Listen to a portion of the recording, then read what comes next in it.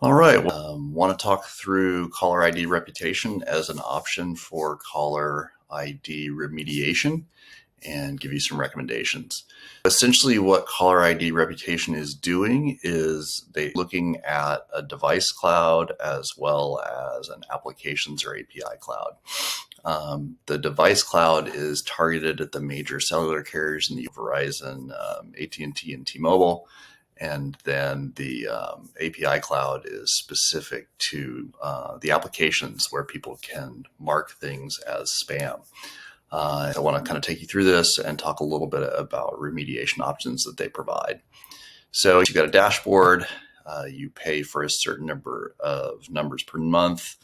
A certain percentage of your numbers are going to be flagged, and then you're going to have clean numbers, right? So where we see issues with keeping numbers clean is if you're making a significant volume of outbound dials. It really doesn't matter if they're permission based or not. It just has to do with how many dials you're making. If you make too many, your number is going to get flagged, and you'll need to look into remediation.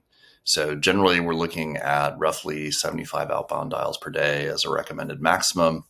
And if you exceed that, which sometimes people accidentally do, you may get flagged, in which case you're going to want to remediate it in order to ensure that you have the best connect rates.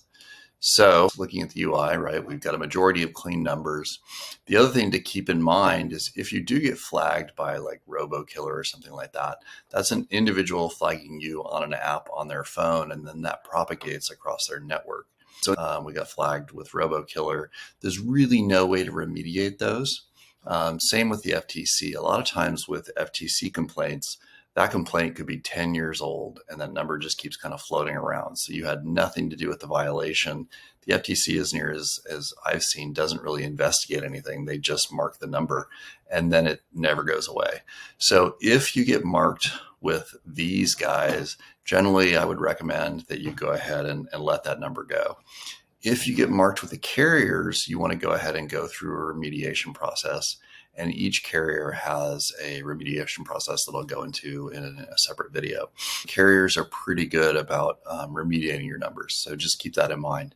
My personal recommendation is keep your numbers if you have issues with AT&T, Verizon, or T-Mobile. If you have issues with the apps, go ahead and let those numbers go. As far as caller ID reputation goes, it's a great tool. It's very useful for what it does. It helps you understand what numbers are flagged and what you can remediate and what you can't, and it helps you go through the remediation process.